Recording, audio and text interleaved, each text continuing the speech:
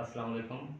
मां बास SHO रियाज़ अली कुरई बलोच यारो लुंड वाज़े पैगाम ॾियां थो दुआरनि खे पंहिंजा अॾो छॾे वञनि, समाजी बुराइयूं छॾे वञनि, ॿी सूरत में उन्हनि जे ख़िलाफ़ कानूनी कार्रवाई सख़्ती सां कई वेंदी। ऐं मुंहिंजो बॉस मोहतरम क़ाबिल एहतराम SSP साहब समेरा साहब जी वाज़ा पॉलिसी आहे, कंहिं बि ग़रीब मिसकिन सां नाजाइज़ न करणी, कंहिंजी विंगार न विहाइणी।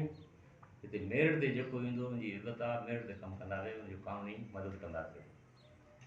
ऐं जेके बि हिते समाजी बुराइनि जा कमु कनि था उनखे वरी मां हिकु दफ़ो ॿीहर इतलाह ॾियां थो, पैगाम ॾियां थो, पंहिंजा हे ग़लति कमु अनलॉफुल एक्टिविटीज़ पंहिंजा छॾे वञनि।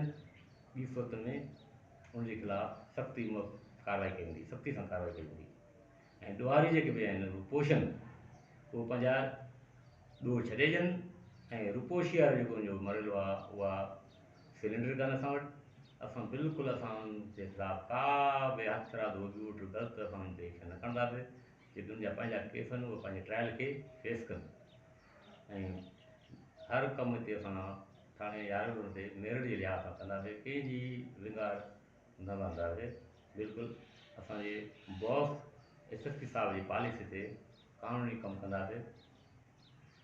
इहो मुंहिंजो वाइदो आहे। मुंहिंजी का बि प्रेस कॉन्फ्रेंस न आहे, मुंहिंजी दुआरे लाइ वाइदो आहे, पैगाम आहे। प्रेस कॉन्फ्रेंस हमेशह असांजा बाला अक्सर कंदा आहिनि ऐं मां इहे वाइदा पैगाम ॾियां थो दुआरे खे। अस्सलाम वालेकुम।